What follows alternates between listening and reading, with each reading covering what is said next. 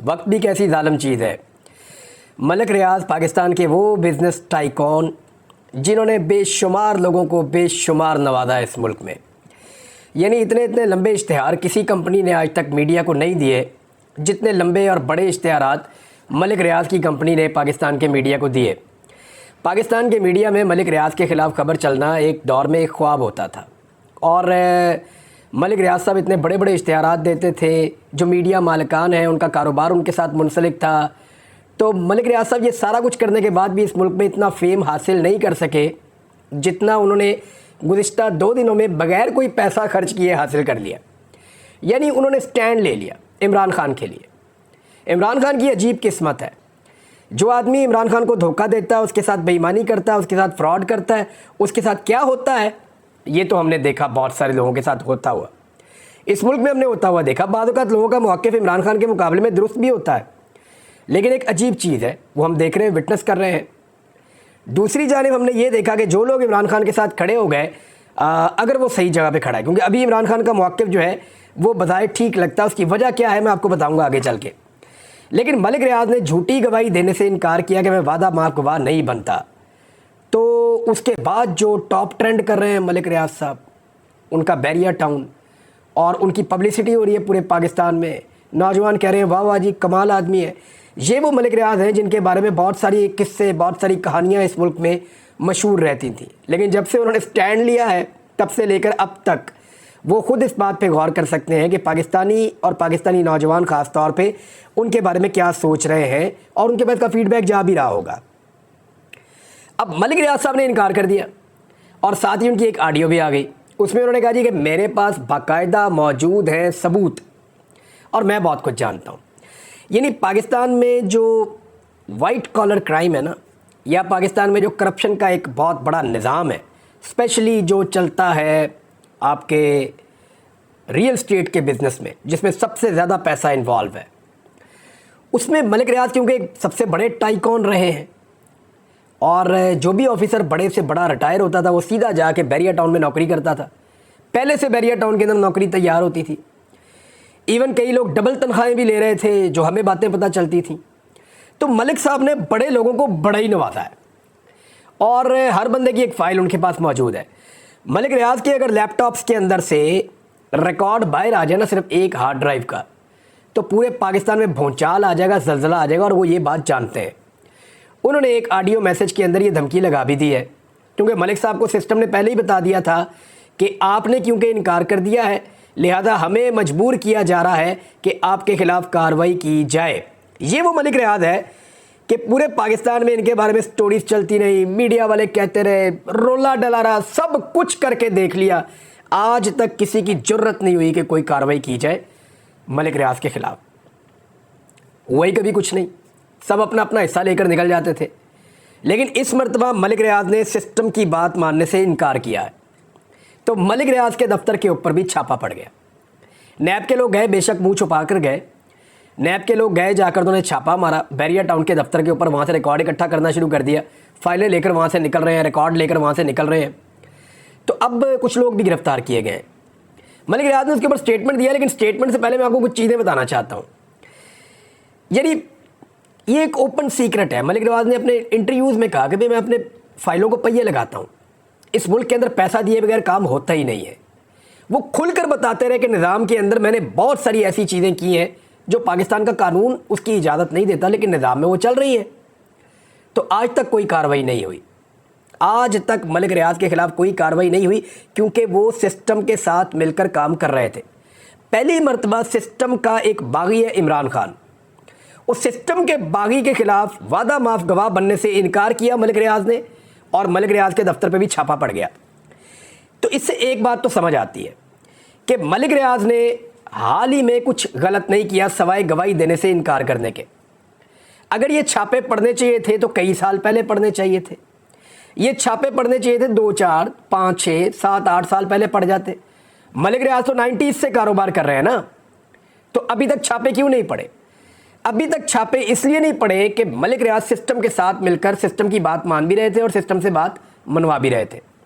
اس مرتبہ ملک ریاض نے کہا جی میں عمران خان کے خلاف جھوٹی گواہی نہیں دیتا، تو اب سسٹم اور ملک ریاض کا ایک کلیش ہو گیا، اور پہلی مرتبہ ان کے اوپر اس طرح سے چھاپے پڑ رہے ہیں۔ ملک ریاض نے جو سٹیٹمنٹ دیا، یعنی اگر تو یہ قانون کا معاملہ ہوتا تو بہت پہلے قانون حرکت میں آتا۔ معاملہ خالصتاً قانون کا نہیں ہے، معاملہ ہماری مرضی پوری نہیں ہوئی، معاملہ یہ ہے۔ ملک ریاض نے کہا کفر کا نظام چل سکتا ہے، ظلم کا نہیں۔ یہ حضرت علی رضی اللہ تعالیٰ عنہ کا ایک قول ہے، عمران خان صاحب اس کو بہت دہراتے ہیں۔ ملک ریاض نے کہا وعدہ ماف گواہ ملک ریاض نہیں بنے گا، جو چاہے مجھ پر ظلم کرو۔ آج رات راولپنڈی میں بیریا ٹاؤن کے دفاتر پر سرکاری مشینری نے بغیر کسی قانونی اختیار کے چھاپے مارے ہیں۔ کسی بھی سیاسی اقتدار کی جد و جہد میں فریق نہ بننے کے اپنے عوامی اعلان کے بعد مجھے کھلی توڑ پھوڑ اور ظلم و ستم کا نشانہ بنایا جا رہا ہے۔ میں بیریا ٹاؤن کے خلاف ان فاشسٹ غیر قانونی دھمکی آمیز اقدامات کی شدید مذمت کرتا ہوں۔ یہ بیک وقت چھاپے گھنٹوں تک جاری رہے، دفاتر میں توڑ پھوڑ کی گئی، دفاتر میں تعینات سیکیورٹی اور عملے کو ہراساں کیا گیا اور بعد میں اغوا کیا گیا۔ چھاپہ مار ٹیموں نے 5000 سے زائد اہم پروجیکٹ فائلیں، دفتری ریکارڈ، 23 کمپیوٹر، نیٹ ورک ڈیٹا اور محکمانہ نقدی وغیرہ اور 9 گاڑیوں کو زبردستی اپنے ساتھ وہ لے گئے۔ عمارت کو پہنچنے والے نقصان کا اندازہ 50 لاکھ کے قریب ہے۔ بیریا ٹاؤن کے عملے کے 9 ارکان کا ابھی تک پتہ نہیں چل سکا۔ گزشتہ مہینے بیریا ٹاؤن کی بہت سی جائیدادیں اور اکاؤنٹس کو ضبط کرنے کے بعد یہ چھاپے صرف اپنے سیاسی ایجنڈوں کے لیے بیریا ٹاؤن پر دباؤ ڈالنے کے لیے ریاستی اداروں کی جانب سے بے لگام بدماشی کی عکاسی کرتے ہیں۔ بیریا ٹاؤن کے چیئرمین کی حیثیت سے میں آپ کو یقین دلاتا ہوں کہ اللہ تعالیٰ کے فضل و کرم سے اس طرح کی غنڈہ گردی مجھے اپنے موقف سے نہیں روکے گی، جو میں پہلے ہی منظر عام پر لا چکا ہوں۔ یہ تشدد اور دھونس اور دھمکیاں صرف مجھے ہی نقصان نہیں پہنچا رہے، یہ پاکستان میں ریئل اسٹیٹ کی سرمایہ کاری کو متاثر کر رہا ہے۔ اب مجھے سمجھ آیا کہ علیم خان نے کیوں فٹافٹ پینترا بدل دیا تھا۔ حالانکہ تھوڑے دن پہلے مجھے علیم خان نے کہا کہ عمران خان نے میرے ساتھ ملاقات کی، میرے لیے بڑا آنر ہے، وہ میرے سے بڑا پیار کرتے ہیں وزیر اعظم صاحب، اور وہ زمین آسمان کے کلابے ملا رہے تھے عمران خان کے بارے میں، لیکن ایک دم ہی علیم خان بالکل اپنا پینترا ہی بدل گئے۔ تو مجھے سمجھ آئی کہ ریئل اسٹیٹ کاروبار جو ہے وہ اتنا آسان نہیں ہوتا، اور ملک ریاض نے جو سٹینڈ لیا اس کے لیے ان کو مالی نقصان اٹھانا پڑے گا۔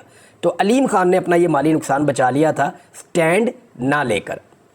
پھر انہوں نے کہا جی ریئل اسٹیٹ کی جو پاکستان میں سرمایہ کاری ہے اس کو متاثر کر رہا ہے، آپ میرا کاروبار تباہ نہیں کر رہے، آپ کے اقدامات ملک کی معاشی ترقی کو روک رہے ہیں۔ اگر ان غیر قانونی اقدامات کے پیچھے اصل ایجنڈا یہی ہے تو پاکستانی عوام دیکھے کہ یہ اصل میں کیا ہے اور کون کر رہا ہے۔ بیریا ٹاؤن انتظامیہ قانون پر یقین رکھتی ہے، لہٰذا ہم قانونی فورمز پر تمام مقدمات کا سامنا کر رہے ہیں اور جاری پوچھ گچھ میں تعاون کر رہے ہیں۔ میں دوبارہ وعدے کرتا ہوں کہ اللہ تعالیٰ کی مدد سے میں کسی طاقت کے کھیل میں کٹ پتلی نہیں بنوں گا۔ میں قانون کی حکمرانی کے ساتھ کھڑا ہوں، اس لیے میں وزیر اعظم، وزیر اعلیٰ پنجاب، وزیر داخلہ اور نیب FIA کے سربراہان سے بیریا ٹاؤن کے عملے کو فوری طور پر رہا کرنے کا مطالبہ کرتا ہوں۔ ہمارے دفاتر سے تمام دستاویزات اور ضبط شدہ سامان واپس کیا جائے۔ میں لاپتہ عملے کے ارکان کے اہل خانہ کو یقین دلانا چاہتا ہوں کہ میں ان کے ساتھ کھڑا ہوں اور ان کی جلد رہائی کو یقینی بنانے میں کوئی کسر نہیں چھوڑوں گا۔ آخر میں تاریخ ہم سب کا مستقبل میں ہمارے اعمال کے مطابق فیصلہ کرے گی، لیکن فی الحال میں چاہتا ہوں کہ پاکستانی عوام میرے جج بنے اور پاکستان میں قانون کی حکمرانی کی بحالی کے لیے میرا ساتھ دیں۔ والسلام، ملک ریاض حسین۔ لو جی، ملک صاحب بھی انقلابی بن گئے ہیں اور انقلاب کا علم انہوں نے بلند کر دیا ہے۔ دیکھتے ہیں کہ ملک ریاض صاحب یہ سارا بربریت، تشدد، یہ ساری چیزیں کب تک برداشت کر سکتے ہیں۔ کاروباری آدمی ہیں، انہوں نے یہ بھی دیکھنا ہے کہ کاروبار بالکل ہی تباہ نہ ہو جائے، بے شمار لوگ بے روزگار نہ ہو جائے۔ تو ملک ریاض صاحب کے خلاف اگر کوئی ایکشن ہونا چاہیے تھا نا، جو مجھے لگتا ہے کہ اگر ہونا چاہیے تھا تو بہت پہلے ہونا چاہیے تھا۔ یہ اب جو ٹائمنگ ہے نا وہ یہ صاف بتا رہی ہے کہ ملک ریاض نے بات ماننے سے انکار کیا اور اس نے کہا جی میں نہیں دیتا عمران خان کے خلاف گواہی، تو فوری طور پہ جو ہے وہ ملک ریاض صاحب کے گرد شکنجہ کسنا شروع کر دیا۔ تو اب چیزیں جو ہیں وہ آپ کے سامنے کلیئر ہو گئی ہیں۔ اب آ جائیں اس بات پہ کہ کچھ لوگ یہ بات کرتے ہیں، اور نواز شریف نے یہ بات چھیڑی ہے، کیونکہ نواز شریف نے کل کے دن میں صدر بننے کے بعد اپنی پارٹی کا ایک تو نقطہ یہ اٹھا کہ قاضی فائد عیسیٰ صاحب کے جو ریمارکس تھے کہ جناب بلا مقابلہ ہی صدر بن گئے، ایک بھی ووٹ نہیں پڑا، یہ کون سی جمہوریت ہے، تو قاضی فائد عیسیٰ صاحب نے بڑے جملے بولے تھے۔ نواز شریف کا انتخاب بھی بالکل ویسے ہی ہوا ہے۔ اب دیکھنا یہ ہے کہ قاضی فائد عیسیٰ صاحب نواز شریف کے انتخاب کے حوالے سے بھی اسی طرح کا رد عمل یا اسی طرح کی رائے رکھتے ہیں یا یہاں پہ خاموشی اختیار کریں گے۔ نارملی ہم نے دیکھا کہ پاکستان تحریک انصاف کے مقدمات کے حوالے سے یا ان کے معاملات کے حوالے سے قاضی صاحب کا ٹیمپرامنٹ مختلف ہوتا ہے اور نواز شریف صاحب کے حوالے سے ان کا ٹیمپرامنٹ مختلف ہوتا ہے. تو اب یہ دیکھنا ہے کہ کیا یہاں پہ بھی اختلاف رہے گا, یہی مختلف ٹیمپرامنٹ رہے گا, یا ان کے ریمارکس مختلف رہیں گے, یا وہ اسی طرح سے نواز شریف کی جو صدر بننے کی پوری ایک پروسیس ہے اس کو بھی وہ تنقید کا نشانہ بنائیں گے. اب نواز شریف صاحب جب صدر بنے تو انہوں نے کسی پہ تنقید نہیں کی, انہوں نے ڈائریکٹ اٹیک عمران خان صاحب پہ کر دیا. اور نواز شریف یہ ثابت کرنے کی کوشش کر رہے ہیں کہ عمران خان کو تو اسٹیبلشمنٹ لے کر آئی اور عمران خان بینیفیشری تھے اور عمران خان نے نواز شریف کی حکومت گرائی تھی.